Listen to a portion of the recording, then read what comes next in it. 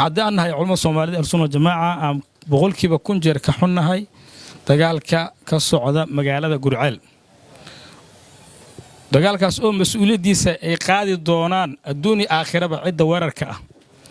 دجال كاسو علماء هراء يقول بعضي إن للجوجيو on dagaal u sandhicin wixii la kala tabanaan miiska la isku yimaado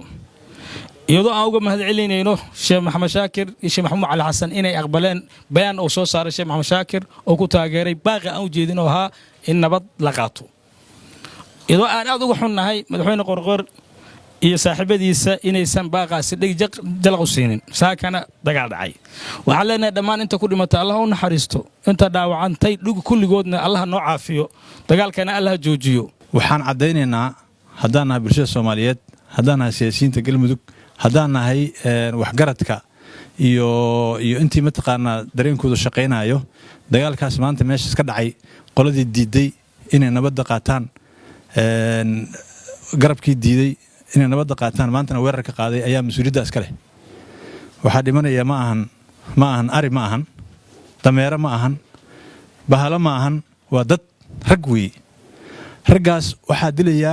waxa weeyaan waa dad dana leh dana siyaasadeed leh dano mataqaana dhaqaale leh galmudug waa dawlad goboleed kamid ah Soomaaliya qaranka uu hoos tagaa waxa meesha ka dagaalamayo maalmahan la sii gurayaan waxay ahayd ciidamada qaranka oo dagaalamaya waxaan leenahay mas'uuliyadda adikuna qaybad ka yeelan doontaan haduu Ilaahay yiraahdo cid kasta ma noqon doonto meel bari laga noqon doono ma jirto ascadeeya joojiya dagaalkaas waxaan ugu baaqaynaa inay dagaalkaas joojiyaan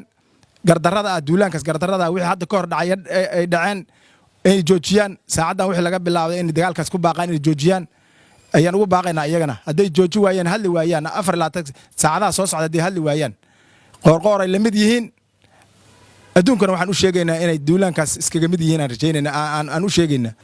dhibaatada halkaas ka dhalatay waa ka tacsiinaynaa intii dhimatay Allah u naxariisto labada dhinac wadada hela oo walaala niman dhalinyaro ciidan isla ah isku dhufeysay ku jiray waa marka laga reebo wixii xamar laga qaaday arintaas waxaan kaloo ka tacsiinaynaa dadka qaxay hawada laga xirtay duleedka iyo daafaha magaalada Gurceel dhooban aan loo naxayn loo arxamayn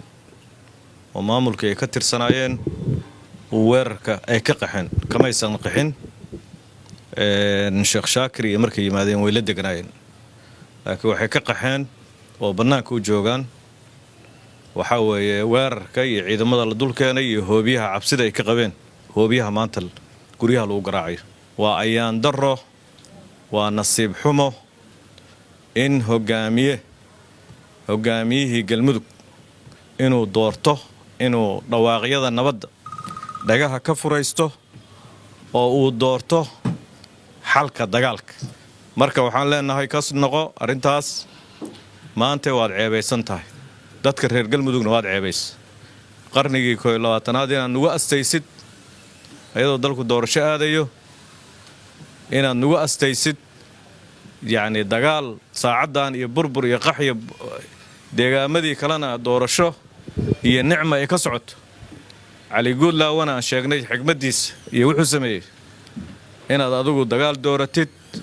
runtii waxay muujinaysaa qofka yani dhuuxiisa soo saaraysa qof walba wuxuu ka samaysan yahay ay soo saaraysa